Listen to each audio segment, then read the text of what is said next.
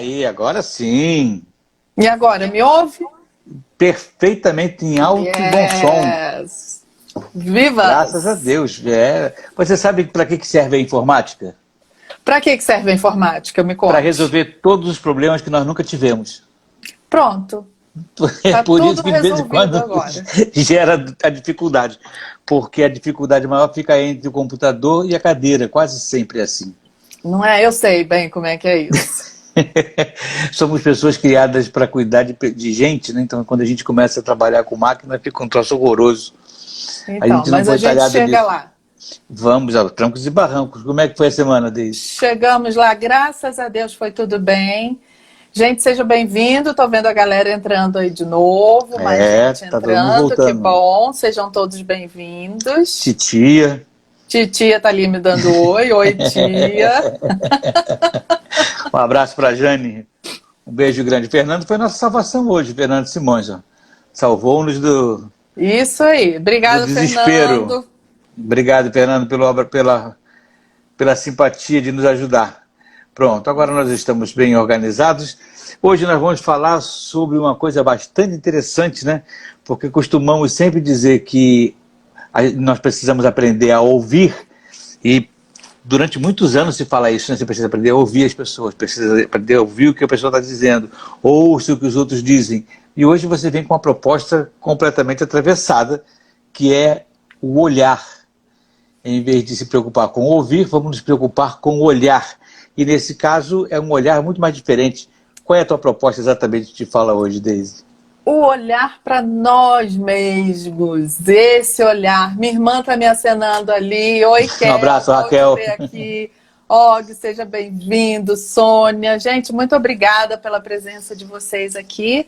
E hoje a gente vai conversar. Miyu, que também entrou. Deixa eu aproveitar antes de você começar, pedir para que todos eles compartilhem lá no Instagram deles, já compartilha a conversa também para outras pessoas poderem entrar. Assim mais pessoas vão poder participar dessa nossa live. Não esqueça, você que está nos assistindo, de compartilhar. Vai ser muito legal para a gente. Mas continuando, Deise, então, vamos para o nosso olhar. Para o nosso olhar. E aí hoje eu queria que a gente falasse do nosso olhar para a gente. Que tipo de olhar a gente tem tido para a gente? E aí, assim, um olhar que eu posso ter para mim é um olhar de julgamento, é um olhar pesado, é um olhar carrancudo. Um olhar que eu posso ter para mim é um olhar de amorosidade. E aí hoje a gente queria ver que olhar que eu escolho ter para mim mesmo. E é claro que aquilo que eu tenho para mim, naturalmente eu vou oferecendo também para o outro. Então o olhar que eu vou ter para com o outro é o olhar que eu tenho para comigo mesmo. Minha mãe entrou de novo, bem-vinda, mãe, obrigada. Minha família está toda aí, que legal. Jansen, então, o que seria um olhar de julgamento? Aquelas coisas que de vez em quando a gente repete para a gente mesma, assim, puxa vida, mas estou eu aqui de novo nessa mesma situação. Jurei que eu nunca mais ia estar aqui, droga, estou aqui outra vez. Fazendo de novo as mesmas coisas. Estou aqui de novo errando nas mesmas coisas. Aí a gente começa a se xingar. Ai, como eu sou burra, como eu sou otário, como não sei o quê. Então é um olhar bem de julgamento que a gente tem. É um julgamento pesado. E como é da gente para a gente mesmo se acusa, a gente mesmo se condena, a gente mesmo se castiga. E a coisa fica muito, muito pesada para a gente. Esses dias eu estava conversando sobre isso num outro grupo e eu estava trazendo o exemplo de um bebezinho prematuro, nasce, está lá na UTI, neonatal, e tem um médico que eu sigo na internet que é Escobar Pediatra. Quem quiser pode seguir, eu recomendo, é muito legal. E ele trabalha justamente com essas crianças. E você vê de vez em quando uma criança na UTI que está chorando, e ele pega a criança e põe para o alto, e põe no colo, e conversa, e começa a falar, e dá muitas palavras de incentivo. Então você vê um bebezinho tão pequenininho, dá a impressão que é aquela coisinha assim mais frágil, e ele balança na mão e fala: você hoje está grande, você hoje está tão coradinho. tá se cuidando, daqui a pouco você vai voltar para casa e a gente vê na hora aquelas crianças mudarem completamente o jeitinho delas. Então tem bebês que estavam ali chorando e você vê o bebê parar e o bebê começar a prestar atenção nele. Tem bebê que não consegue ainda abrir os olhinhos, mas ele começa a parar e tem aquela expressão de que está ouvindo. Tem crianças que olham para ele, tem crianças que sorriem. Então um bebezinho que está numa situação tão difícil começa até a sorrir. E aí eu pergunto, a gente quando olha para um bebezinho desse numa situação dessa, a gente tem tanta compaixão, tanta vontade de ajudar. E esses dias eu fiz uma pergunta num grupo, você olharia para um bebezinho desse e começaria a xingar o bebê? Seu burro, você nasceu fora de época, não era para vir agora você está aí todo fraco, não tem jeito para você. Mas a gente nunca imagina fazer um negócio desses com uma criancinha daquela. Mas a gente faz com a gente. E a gente faz com a nossa própria criança interior. Por que você acha, então, que nós nos cobramos tanto? Por que você acha que nós somos tão cruéis quando avaliamos a nós mesmos? A necessidade básica do ser humano é amar e ser amado. Se a gente deixar um pouquinho de lado, assim, pirâmide de Maslow, a escala de necessidade, se a gente olhar, assim, a verdade nua e crua é, nossa necessidade básica é de amar e de sermos amados. E o nosso medo primordial é da gente não ser o suficiente para ser amado. E daí advém todas as máscaras que a gente vem colocando na gente. Então, assim, eu acho que só vão me amar se eu for muito correta. Então, eu assumo a máscara daquela pessoa certa, correta. É tudo 880, é tudo preto no branco. Eu tenho que ser sempre muito certa. Tudo a ferro e fogo. Ou eu acho que eu tenho que ser muito inteligente para que as pessoas me amem. Tudo depende da forma como a gente vai interpretando as coisas, né? Então eu quero ser aquela pessoa que estuda tudo, que só tira nota boa, que tem que saber de tudo um pouco ou muito. Ou eu acho que eu tenho que ser muito boazinha, ou eu acho que eu tenho que ser muito ajudadora. E aí a gente vai trazendo para a gente essas máscaras. E para a gente conseguir sustentar a máscara, a gente acaba ficando muito com a mão muito pesada em cima da gente mesmo. Então a gente começa a se bater de uma forma muito forte para tentar sustentar essa máscara que a gente criou para merecer ser amados. É verdade. Agora, quando a pessoa, diante dessa situação, dessa crueldade que faz consigo mesma, começa a desenvolver esse comportamento, aonde isso pode chegar? Que prejuízos pode acarretar? Ou que melhoras pode trazer, se é que alguma melhora traz? Eu acho que essa mão pesada, ela traz o prejuízo da gente não ter mais leveza na vida, a gente não tem mais descanso. Então, assim, agora com essa vivência da quarentena que a gente está tendo, que chegou assim de susto, de supetão para todo mundo, a gente está vendo muita gente entrando em conflito por causa disso. Não, mas eu tenho tanta coisa para fazer, eu tenho que fazer. E a nossa vida vinha nessa correria, assim, são duas palavras na nossa língua portuguesa, né? O tenho e o quê? Assim, a quarentena veio e confinou a gente, então a gente não tem mais como entrar naquela vibe do tenho que fazer.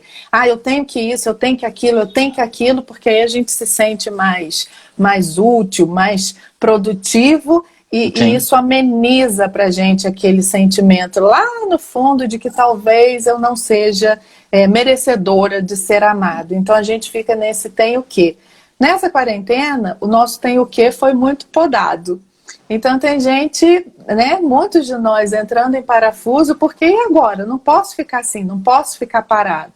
Então tem gente que mesmo quando pode ficar parado, não quer. Então eu quero trabalhar no final de semana, eu quero trabalhar à noite, eu quero fazer alguma coisa, eu quero ajudar alguém, porque o grande medo é da gente parar e ter um encontro legal com a gente mesmo. E o nosso medo é, e se quando eu me encontrar comigo, aquilo que eu descobrir, aquilo que eu olhar, não me agradar e eu achar que isso aí não vai ser o suficiente, né?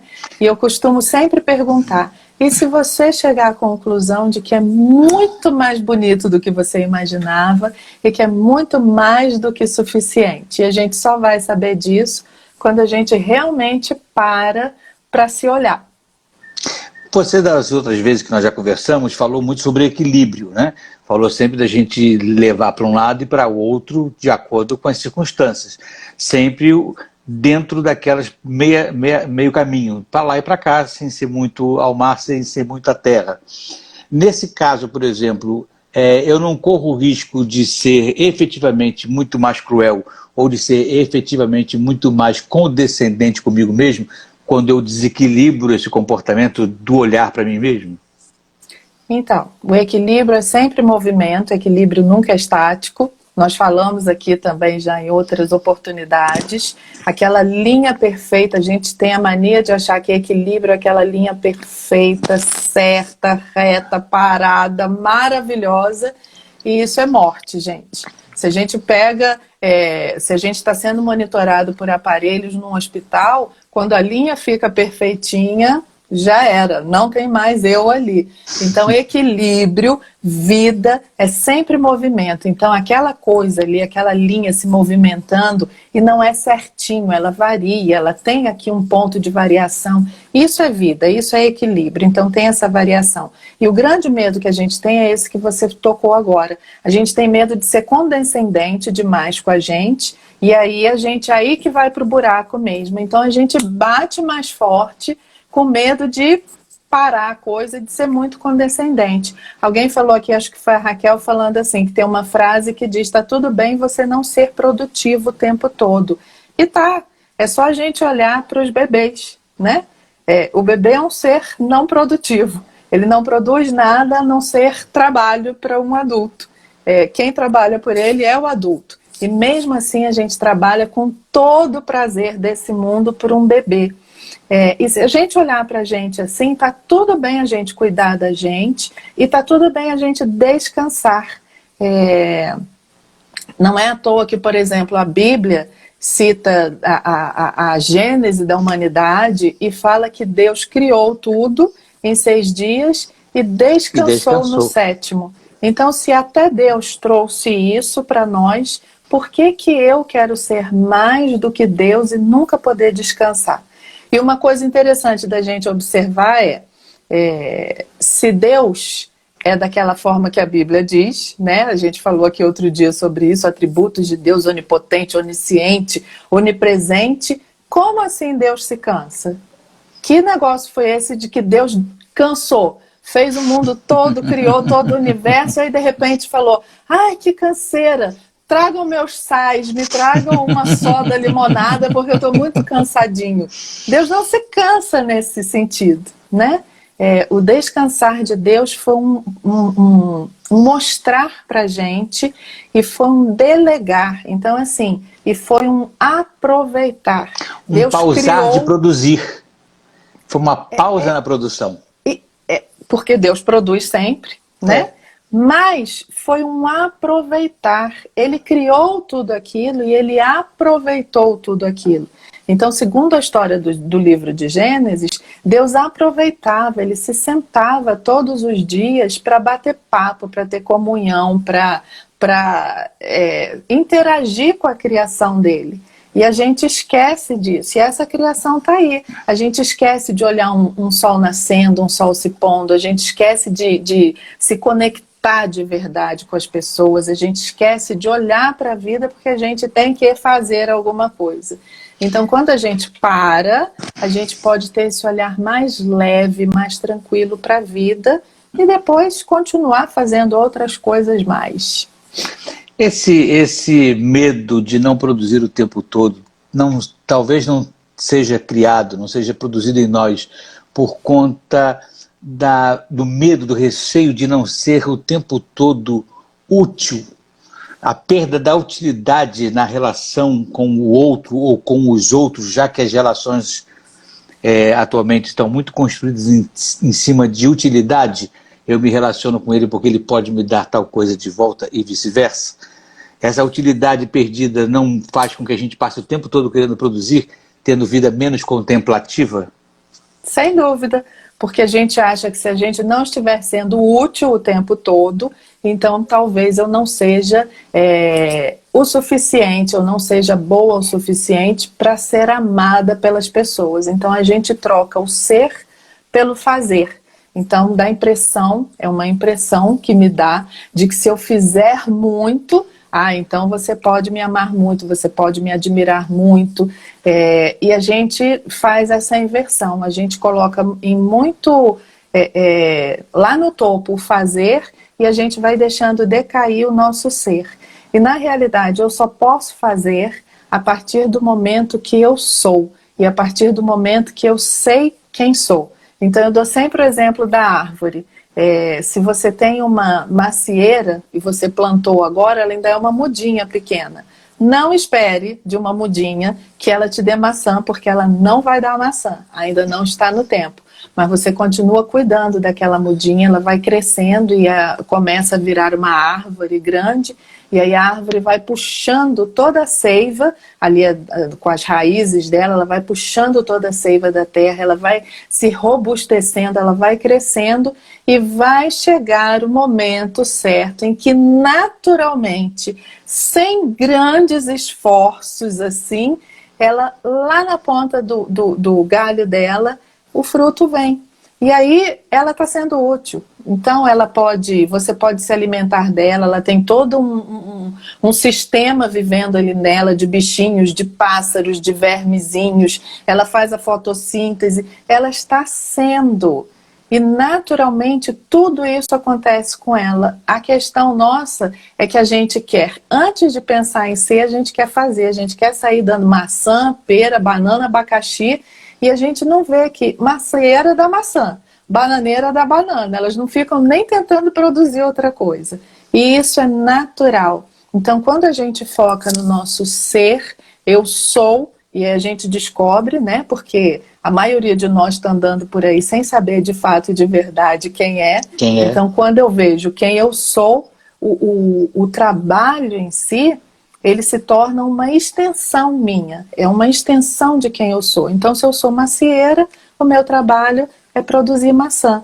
E eu sou útil dessa forma, mesmo quando não estou na estação de produzir maçã. A macieira continua sendo útil quando você não vê nenhum fruto nela. E se a gente traz essa concepção que é verdadeira para a gente, fica muito mais tranquila a vida, fica muito mais leve e a gente pode verdadeiramente ser. E aí se a gente, por um lado, tem esse olhar tão pesado e tão duro com a gente, tem gente aí falando, eu me cobro o tempo todo, eu sou desse jeito, e quando a gente está no piloto automático, a gente fica muito assim. E aí quando a gente traz consciência para isso, a gente tem essa clareza, aí a gente pode trocar e ter um outro tipo de olhar para a gente, que é um olhar de amorosidade, que muitas vezes... A Regina está falando, alguém falou de mim para você, Deise? Tamo junto, Regina, é isso mesmo.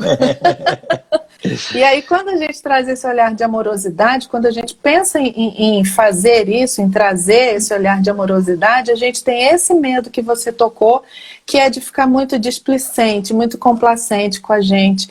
E gente, não é. É justamente a questão do equilíbrio. Se a gente pensar em termos de um pêndulo, extremos são muito duros, né? Então, se eu pensar aqui em termos de um pêndulo, o pêndulo vai aqui, lá no extremo, a gente bate com a cabeça aqui e faz um galo, e dói. E aí, se a gente deixa continuar balançando, a gente vem para cá, vem para o outro extremo, bate aqui, faz um galo e dói. E se a gente deixa o movimento continuar, a gente vai achar uma área aqui que é a nossa área de equilíbrio, que vai estar mexendo aqui, ó, vai estar em movimento, não é parado. Parado é morte, vida é movimento.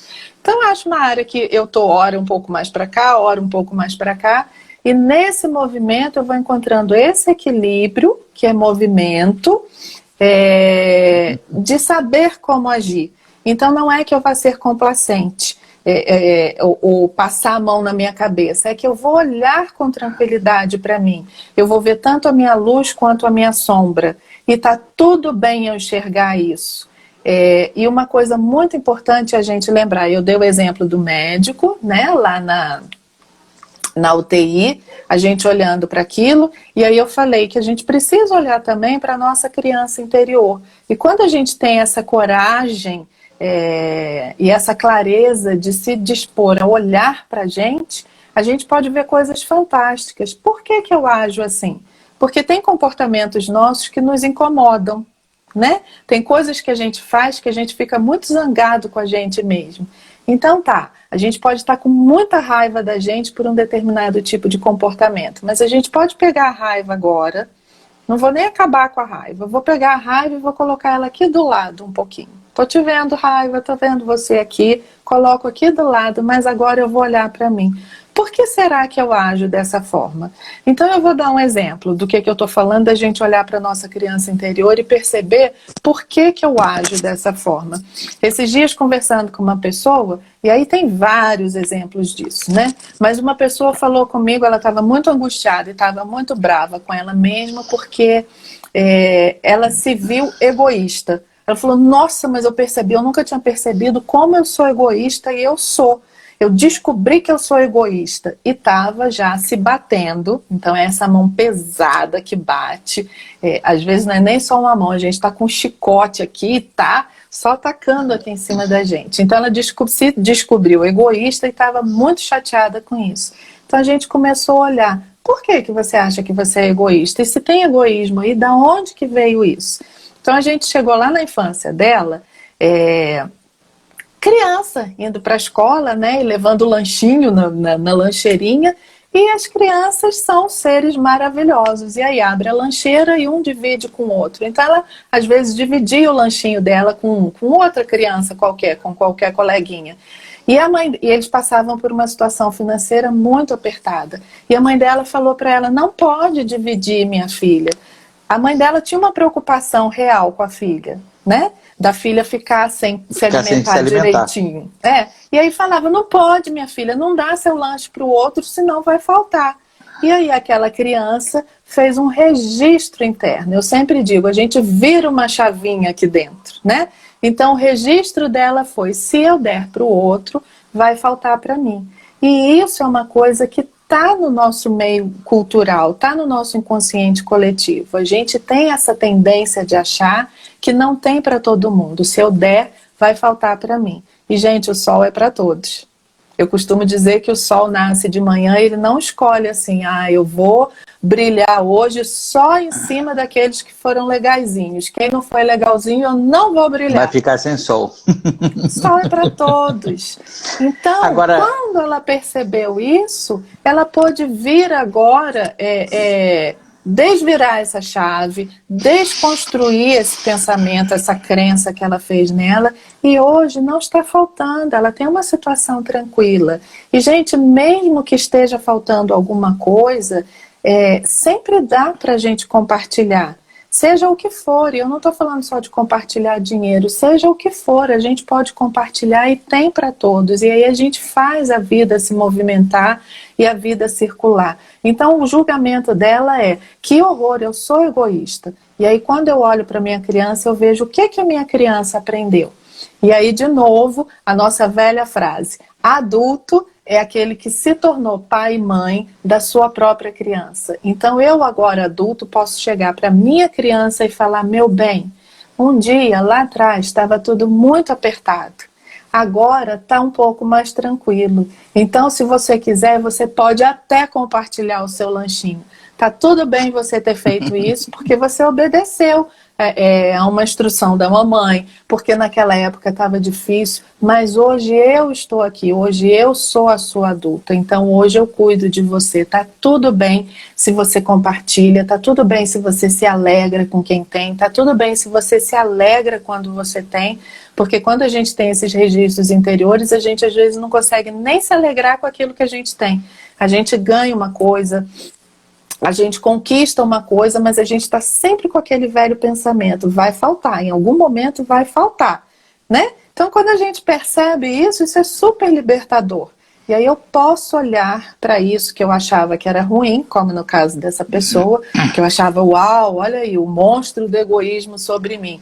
Não, era um condicionamento que estava tortinho. E aí eu vou endireitar isso agora e fica tudo mais leve. Então tem gente que fala muito de controlar emoções, né?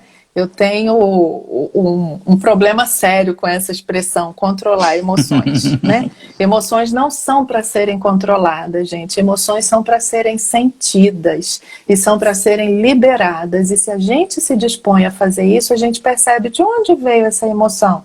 Tá tudo bem ela vir, mas se ela é uma emoção recorrente e ela está me incomodando, de onde vem? Quando a gente percebe isso, traz uma clareza e uma libertação assim total. É só agir em cima do que eu achei agora. Agora, quando a gente é muito voraz na cobrança sobre nós mesmos, quando nós somos muito autocontrolados, autoconfrontados, quanto maior o sarrafo, mais alto o sarrafo, nós também não levamos esse sarrafo mais alto na relação com os outros. Eu não passo a cobrar muito mais dos outros do que normalmente cobraria, exatamente porque eu também sou muito cobrador de mim mesmo? Sem dúvida. A gente faz aqui para fora tudo aquilo que a gente já está fazendo aqui para dentro, né? Então, uma pessoa que é muito crítica aqui dentro, aqui fora, você pode ter certeza que ela já é muito crítica aqui dentro, né? Quem só fala a Bíblia fala, a boca fala daquilo que o coração está cheio.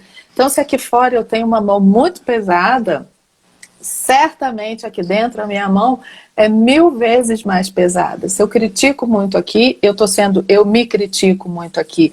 Se eu cobro muito aqui, eu me cobro muito aqui. Então aquilo que eu faço aqui comigo é aquilo que eu vou fazer aqui fora. Então aqui dentro já está sendo muito mais forte. E por isso que eu digo, quando a gente ameniza aqui com a gente, quando a gente tem esse olhar de mais amorosidade aqui com a gente, isso naturalmente vem para fora também, vem para o outro. É a velha história da árvore. Eu me enchi aqui dessa seiva de amorosidade, de compreensão. De novo, gente, não é passar a mão na cabeça, não é dizer que eu estou sempre certa. A gente tem muito medo disso. É só olhar e ver. Então eu posso trazer essa amorosidade para mim, naturalmente o fruto que vai nascer aqui na beira do meu galho é mais amorosidade com o outro também. Porque eu crio um ambiente de amor, tanto para mim mesmo quanto para com os outros.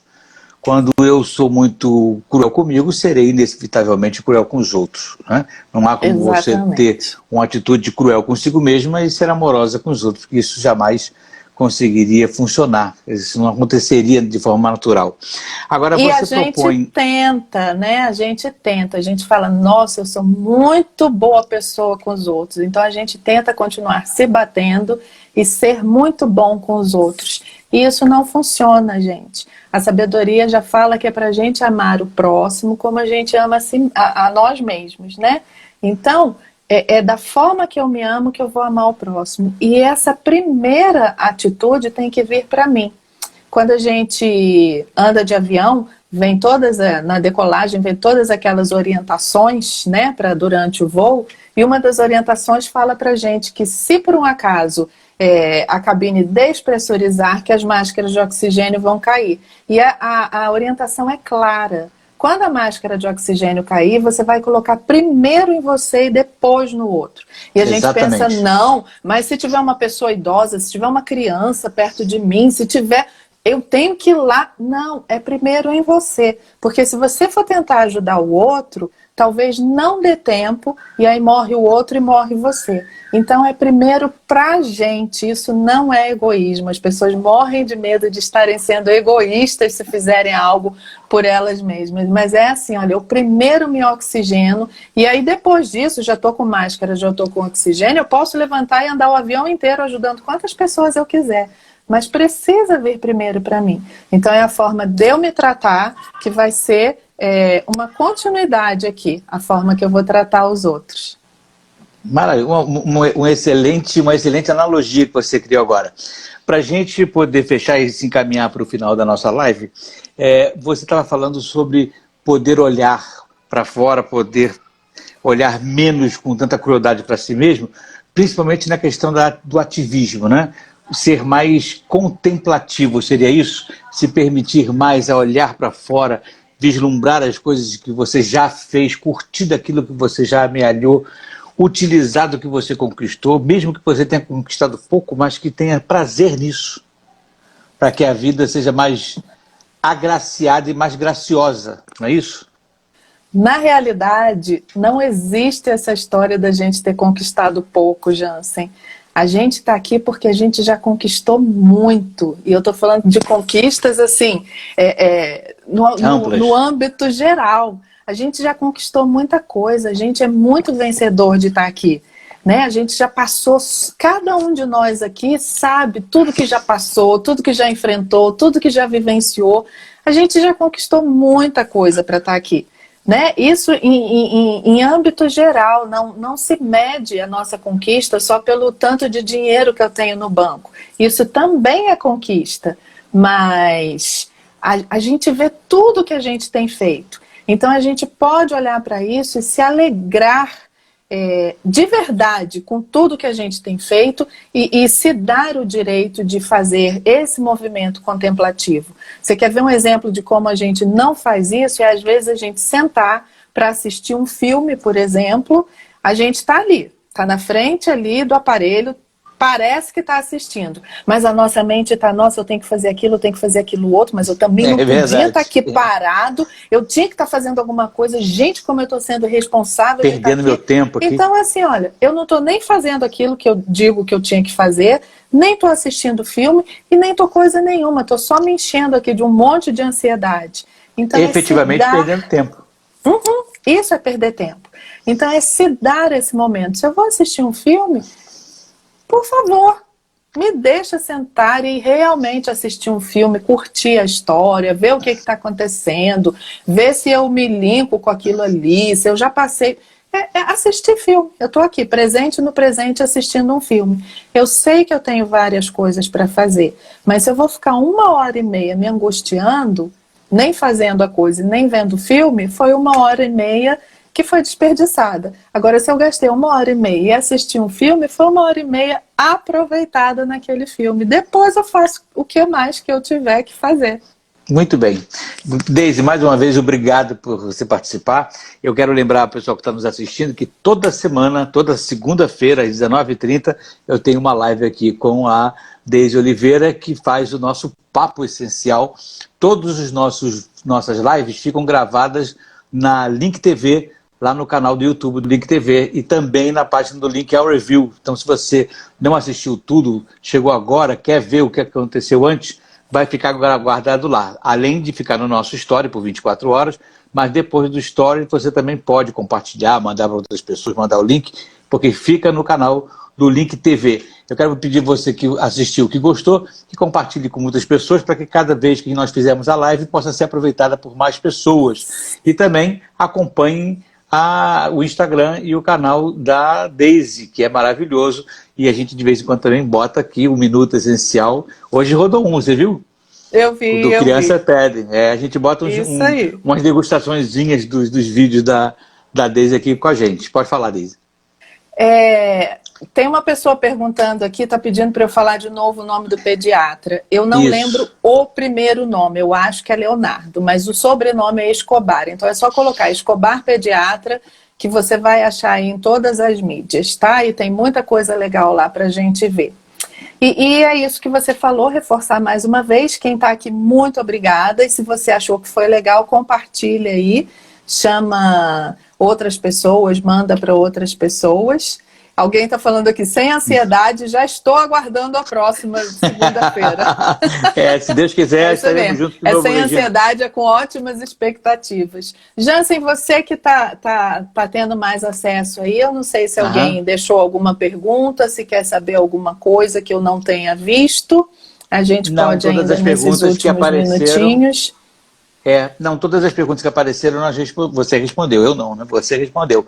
Agora, eu quero ressaltar que quem quiser deixar também perguntas sobre o que vir na live, mesmo quem assistir a live toda depois, pode escrever nos comentários a pergunta, deixar, que a gente na próxima live responde antes de começar o novo assunto. Então ninguém perde nada, a gente fica sempre conectado com os nossos espectadores, mesmo quando a gente não está na live propriamente dita. Tá ok, pessoal? Obrigado Isso, e pela se atenção de durante a todos. semana também quiser, pode passar um e-mailzinho perguntando Isso também ou pode, é falando alguma verdade. coisa. Se tiver algum tema assim que esteja, uau, eu queria muito que falasse sobre isso, também pode mandar. Se quiser, o meu e-mail é Deise, o meu nome escreve D-A-Y-S-E. Então é deise@deiseoliveira.net. Pode mandar, pode perguntar, sugerir alguma coisa. A gente está aqui para continuar o nosso bate-papo. Beijo para você, beijo para todos que nos acompanharam e até semana que vem, se Deus quiser. Tchau, Grande gente. Um beijo, abraço. gente. Até mais. Tchau.